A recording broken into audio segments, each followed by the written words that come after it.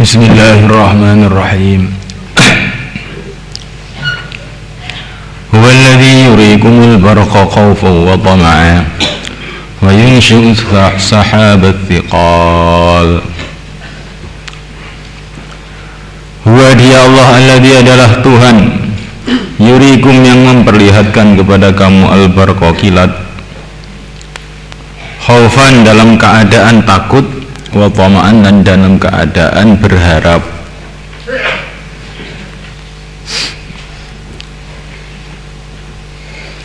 Wa yunshi'u dan dia menciptakan as-sahab awan yang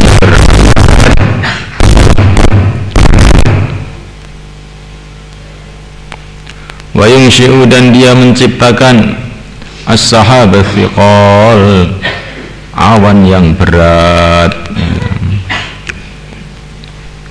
Ini juga cerita mengenai sebagian tanda-tanda keagungan Allah. Dialah Allah yang telah menampakkan atau memperlihatkan kepada kamu kilat.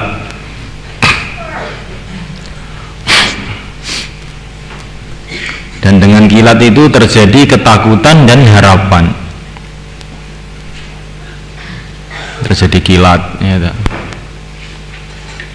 maka orang itu akan takut karena mungkin disambar halilintar, mungkin bisa sebab kilat itu tanaman-tanaman hancur, dan juga dengan kilat itu timbul harapan datangnya hujan sehingga akan menyuburkan tanah-tanah, mengalirkan sungai-sungai.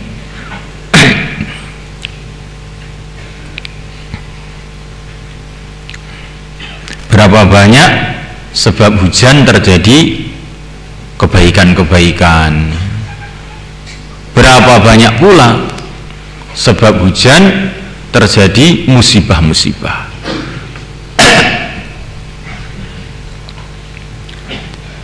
Maka dialah Allah SWT yang telah mendatangkan kilat dan perkara-perkara yang terjadi setelah kilat, hujan, dan angin, puyuh dan sebagainya, sehingga dengan datangnya kilat itu timbul harapan dan timbul ketakutan. Itu tidak tahu apa saja yang ada di dunia ini akibatnya bagaimana, itu tidak tahu. Kadang-kadang barang yang tampaknya manfaat tahu-tahu membahayakan, yang tampaknya membahayakan tahu-tahu manfaat.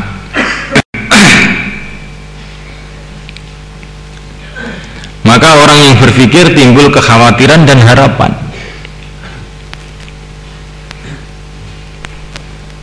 Sehingga timbul merengek-rengek kepada Allah, berdoa kepada Allah dalam menghadapi segala hal.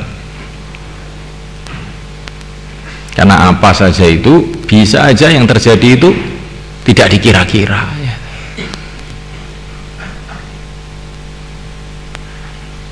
Angin kadang-kadang mendatangkan kebaikan-kebaikan. Begitu juga dengan angin juga Allah datangkan macam-macam mudarat, musibah-musibah. Sehingga apapun yang datang kepada kita ini harus senantiasa mengingati kudrat Allah Subhanahu wa ta'ala, berharap-harap kepada Allah, takut kepada Allah. Maka Nabi kalau ada angin berdoa, ya Allah aku minta kebaikan angin ini dan lindungilah aku dari keburukan angin ini. Begitu juga bila ada hujan, doa Allahumma ij'alhu shayba rahmah la shayba azab. Ya Allah jadikanlah hujan ini hujan rahmat, jangan hujan yang menjadi malapetaka.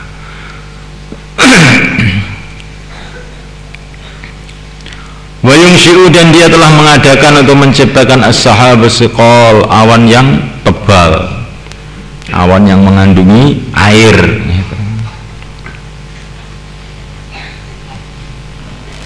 Bayangkan itu awan itu yang kelihatannya Masya Allah, ya, di udara, ya, sepertinya itu ringan.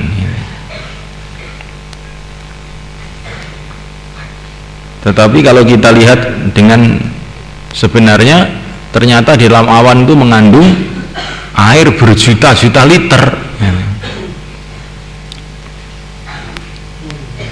Saya pernah naik pesawat dari Jakarta ke Surabaya, hujan terus. Mulai Jakarta sampai Surabaya hujan terus. Saya pikir itu curahan hujan itu dari Jakarta sampai Surabaya sekian jam itu berapa juta liter itu. Air yang dibawa oleh awan itu. Dan sekian juta liter yang begitu berat, maka dikatakan thiqal, yang begitu berat itu mengapung di udara. Bukankah ini tanda kudrat Allah Subhanahu wa ta'ala? Dan itu kalau belum waktunya hujan, walaupun awan itu mengandung jutaan liter air, kalau belum waktunya hujan, bocor satu tetes saja juga tidak, nggak bocor itu. Tapi kalau sudah datang hujan, maka masya Allah, ya, bercurah berjuta-juta liter. Tapi curahannya itu diatur oleh Allah demikian rupa, berbentuk tetesan-tetesan, tidak langsung begitu. Ya. Coba kalau hujan itu Allah jadikan langsung gitu, tidak berupa tetesan-tetesan, kayak apa jadinya dunia ini? Ya. Akan tenggelam semua kan? Ya. Wa yusabbihu ar-ra'du bihamdih, wa yusabbihu dan bertasbih ar-ra'du guruh bihamdihi dengan memujinya. Jadi kamu suara-suara halilintar, suara-suara guruh itu jangan kamu kira suara biasa itu membaca tasbih kepada Allah SWT, membaca tasbih kepada Allah SWT. Wa in min syai'in illa yusabbihu bihamdih walakin la tafqahuna tasbihahum. Segala sesuatu membaca tasbih tapi kamu tidak faham. Jadi halilintar itu membaca tasbih. Wal malaikatu dan membaca tasbih para malaikat min khifatihi karena takut kepada Allah.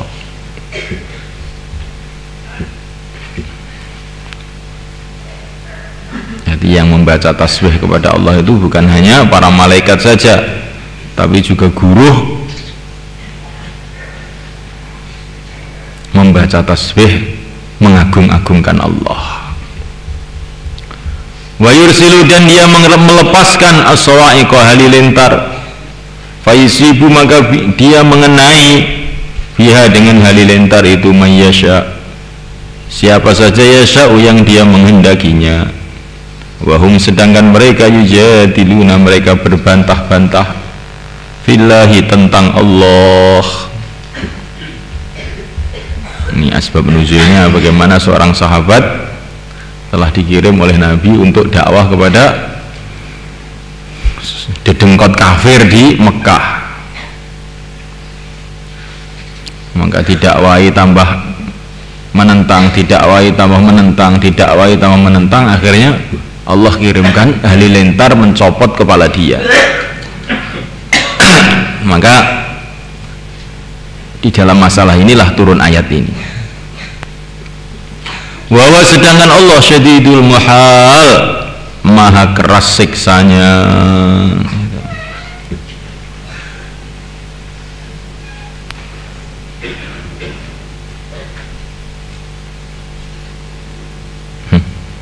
Jadi kalau Allah Subhanahu wa ta'ala menghendaki mencelakakan orang, bagaimana dia bisa selamat?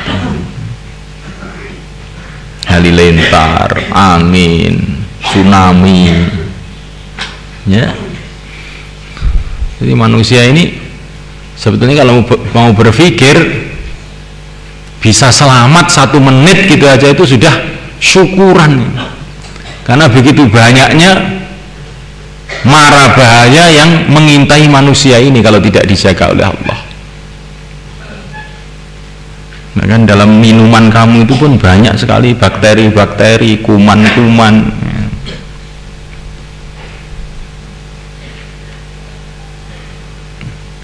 Tapi oleh Allah Subhanahu wa taala di perut kamu juga sudah dikasih anti kuman.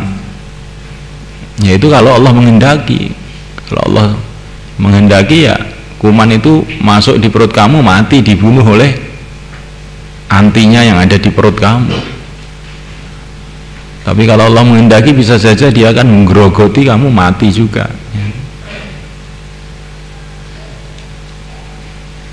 Angin juga bisa jadi bahaya, hujan bisa jadi bahaya, nyamuk bisa jadi bahaya, gitu.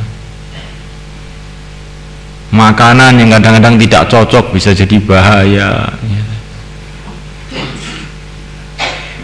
Jadi kalau Allah Subhanahu wa ta'ala ini tidak menjaga kita, nggak usah lama-lama, 1 detik 1 menit saja sudah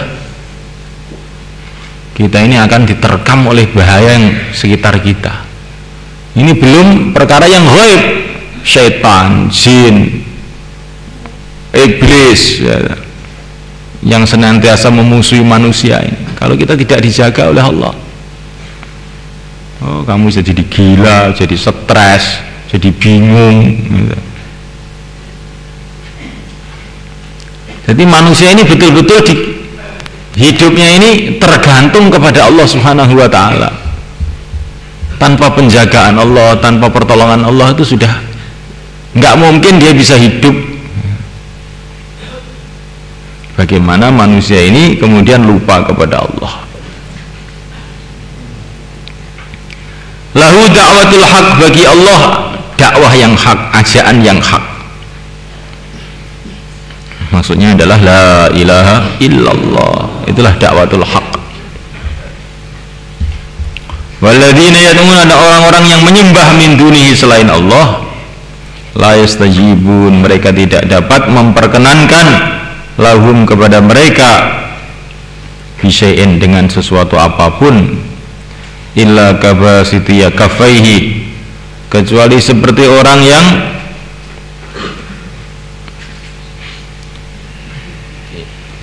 membuka kedua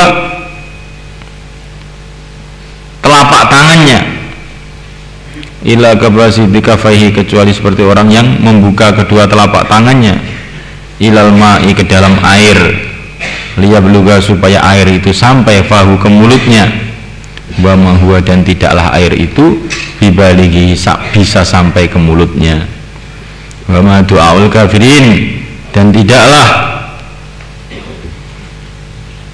doanya orang-orang kafir, illa fi dhalal, kecuali dalam kesesatan.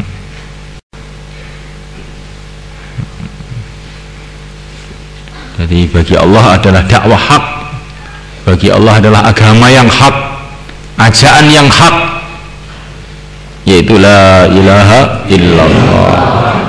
Orang-orang yang menyembah selain Allah itu hanya seperti orang yang membuka kedua tangannya kepada air. Jadi kedua tangannya dibuka, dimasukkan dalam air supaya air itu bisa sampai ke mulutnya, tapi ya tumpah lagi, air itu nggak akan sampai ke mulutnya. Dia berharap-harap airnya itu sampai ke mulutnya, tangannya dibuka, tapi ternyata air itu tidak bisa sampai ke mulutnya. Nah, itu gambaran orang-orang yang menyembah atau berharap kepada selain Allah, ya, dia pengen harap, tapi harapannya itu sia-sia belaka. Seperti orang yang membuka tangannya, dimasukkan air, ingin supaya air itu masuk di mulutnya, ya. Dia hanya berharap-harap tok, tambah hari tambah haus, tambah hari tambah haus, berbuat perkara yang sia-sia. Kalau orang itu berakal ya cari ciduk, atau tangannya itu dibikin seperti ciduk sehingga air itu bisa dibawa ke mulutnya. Tapi kalau tangannya itu cuma dibuka, dimasukkan dalam air, kemudian dia ingin air itu masuk di mulutnya, Ini kan perbuatan orang yang gila, perbuatan orang yang betul-betul tidak berakal. Padahal ini perbuatan yang wadih, yang jelas, tidak berguna, tapi dia buat begitu. Di orang yang menyembah berhala, orang yang menyembah batu, orang yang menyembah perkara-perkara yang dikarang-karang sendiri, dewa-dewa macam-macam, yang dia tidak pernah punya alasan untuk menuhankan mereka ini, tidak punya bukti ketuhanan mereka ini.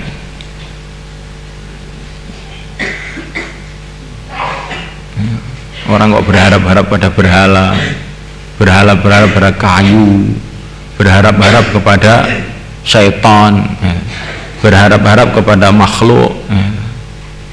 Itu orang-orang yang sangat jahil, berharap kepada perkara yang sama sekali tidak akan bisa membantunya. Kalau orang itu berpikir waras, sebenarnya berharap hanya kepada Allah yang menciptakan segalanya, dan tidaklah doa orang-orang kafir kecuali dalam kesesatan. Maksudnya penyembahan mereka, peribadahan mereka ini dalam kesesatan, nggak ada gunanya. Karena makhluk menyembah makhluk, makhluk menyembah makhluk, nggak ada gunanya makhluk menyembah makhluk itu. Bukan hanya tidak ada gunanya, tapi malah membahayakan, karena akan dimarahi oleh Khaliqnya.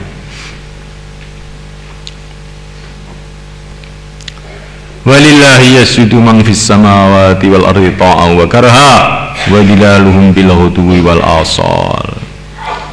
Walillahi, dan kepada Allah yasjudu bersujud man, siapa saja, fis samawati wal ardi, di dalam langit dan bumi, ta'an dengan tunduk, wa karhan, dan dengan terpaksa, wa dilaluhum, dan bayangan-bayangan mereka sujud juga, bil ghudwi, di waktu pagi, wal asali, dan pada waktu petang. Jadi segala sesuatu yang segala makhluk yang ada di langit dan di bumi sujud kepada Allah secara taat atau secara paksa. Jadi seluruh makhluk itu ya tunduk kepada Allah, sujud kepada Allah. Maksudnya di sini tunduk kepada Allah, nggak bisa lepas dari kudrat Allah. Allah hidupkan dia hidup, Allah matikan dia mati, Allah besarkan dia jadi besar, Allah kecilkan dia jadi kecil, Allah tuakan dia jadi tua. Nggak ada yang bisa nolak. Semua berjalan dengan takdir Allah, dengan kudrat Allah. Tapi ada yang taat, yaitu orang-orang iman. Ada yang terpaksa, yaitu orang-orang kafir. Orang-orang kafir itu pada hakikatnya itu juga taat kepada Allah juga, karena mereka hidup dengan takdir Allah, tapi terpaksa, terpaksa.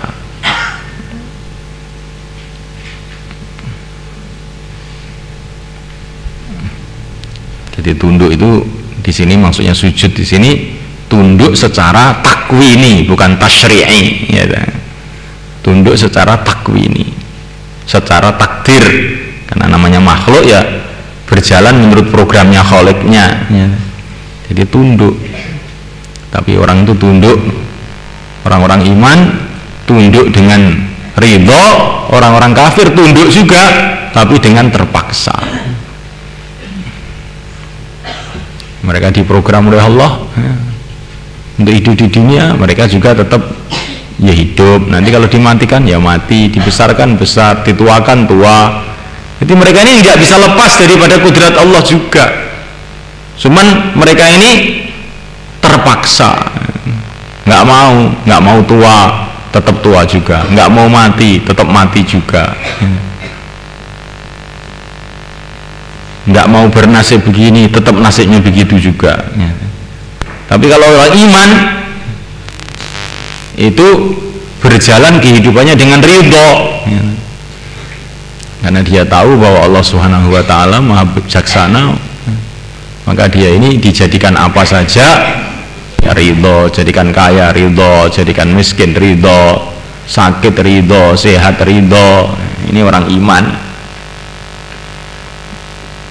Orang kafir tidak ridho, nggak ridho ya tetap berjalan menurut takdirnya. Takdir.